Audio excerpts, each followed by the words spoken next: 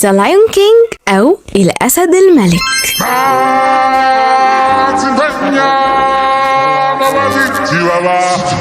كان يا مكان في يوم من الأيام اتولد أمير، بس أمير ما كانش عادي، كان أمير أسد.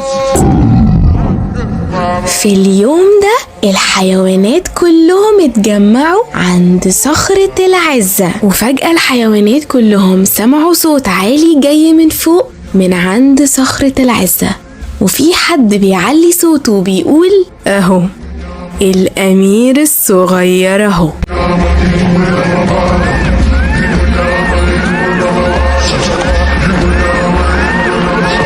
وفضلوا يهللوا ويعلوا صوتهم علشان يستقبلوا الأمير الصغير الجديد، واللي كان اسمه سيمبا ملك المستقبل. وده كان صاحبنا القرد العجوز الحكيم في الغابة واللي اسمه رفيقي.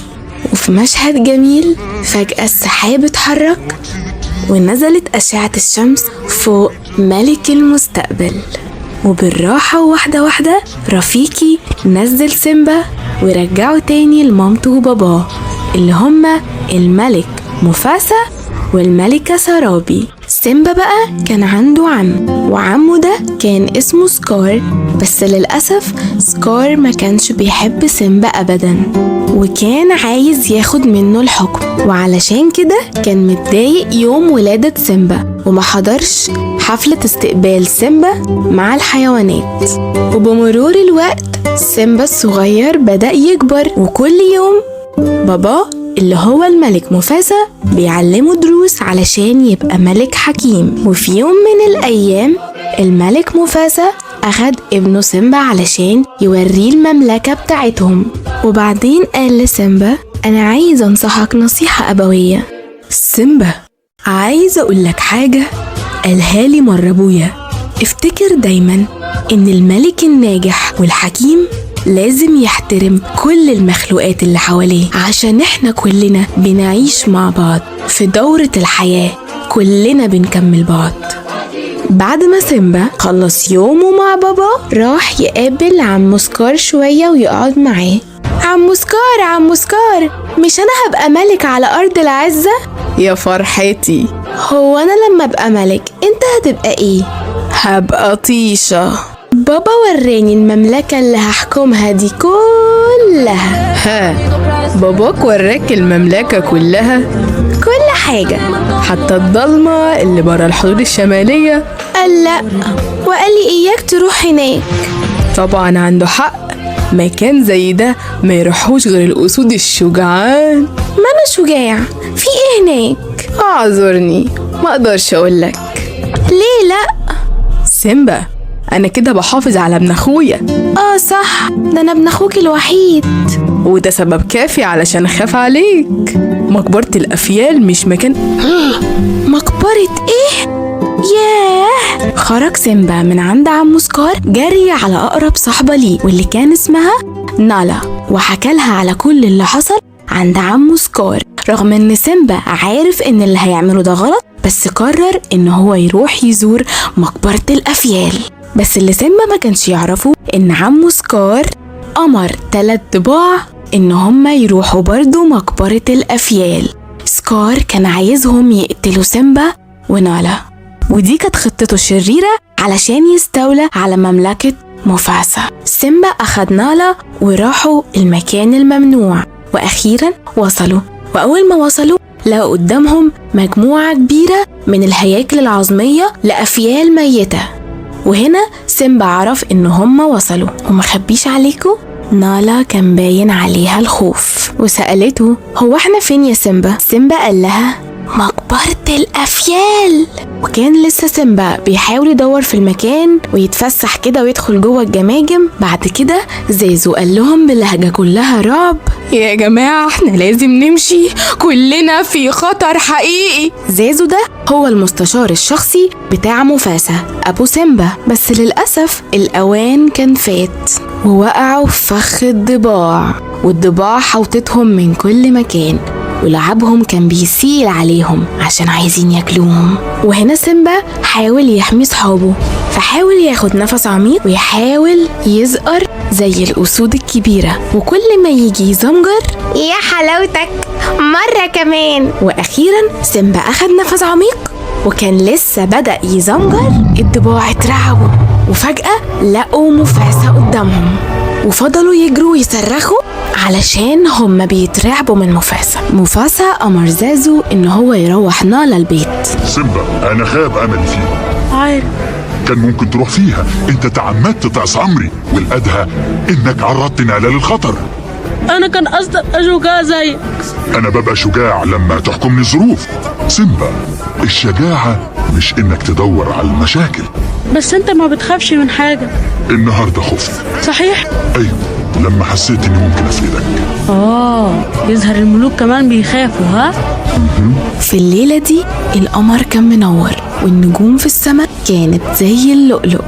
في اللحظة دي وقف مفاسة وقال لسيمبا أنا عايزك تبص في السماء، بص للنجوم، عايزك تتخيل إن ملوك الماضي العظماء بيبصوا عليك من فوق، ولازم تذكر إنهم هيفضلوا دايما معاك ومراقبينك علشان يساعدوك في حياتك. وأنا كمان لو مت يا سيمبا هبقى ببص عليك من فوق وبساعدك. سيمبا هز راسه وقال لبابا سأتذكر، هفتكر. في نفس الوقت سكار كان بيفكر لهم في مشكلة علشان يتخلص من مفاسة وسيمبا في نفس الوقت. في اليوم التاني سكار أخد سيمبا لمكان ضيق بين الجبال وطلب منه إن هو يستنى بابا علشان بابا محضر له مفاجأة كبيرة. سيمبا عمل كده فعلا وكان متحمس قوي للمفاجأة. في نفس الوقت اللي كانت فيه الضباع بتجري ورا قطيع من البقر علشان يتجهوا في المكان اللي واقف فيه سيمبا بين الجبال، وبكده يبقى سيمبا قدام قطيع البقر، فمفاسة يحاول ينقذه، فقطيع البقر يعدي عليهم هما الاتنين ويموتوا، وبكده سكار يكون حقق الحاجة اللي في دماغه ويستولى على المملكة كلها. بس اللي حصل كالآتي، مفاسة فعلا شاف سيمبا وحاول يطمنه. مفاسة راح الممر الضيق اللي بين الجبلين وأنقذ ابنه، بس للأسف معرفش ينقذ نفسه، وقع واتشعلق على صخرة، بس هو كان شايف قدامه أخوه سكار فاطمن لأن هو أكيد أخوه هينقذه، بس اللي هو ما يعرفوش إن أخوه هو اللي عامل له كل الفخ ده. مفاسة لما حاول يستنجد بيه سكار زقه من فوق الصخرة. لما قطيع البقر عدى خلاص من الحتة دي سيمبا جري على باباه وحاول يفوقه، يزقه مرة واتنين، مفاسة ما بيتحركش. سيمبا بدأ يعيط. في الوقت ده عمو سكار شافه. سيمبا ايه اللي عملته ده؟ مفاسة مات بسببك، انت قتلت باباك. اهرب يا سيمبا واوعى ترجع هنا تاني ابدا. في الوقت اللي كان سكار بيحتفل فيه بالعرش فوق صخرة العزة، سيمبا هرب وهو حاسس بالذنب والتعب والخوف والجوع والعطش والوحدة وأغمى عليه. وأخيرا فتح سيمبا عينه ولقى في وشه شخصين كان اسمهم تيمون وبومبا. كانوا خايفين عليه قوي لدرجة ان هم شربوه مية لان هو كان باين عليه العطش. كنت هتموت واحنا انقذناك. شكرا، بس خلاص مفيش داعي، يا ريتكم كنت سبتوني اموت. ياه، ده حالته صعبة قوي.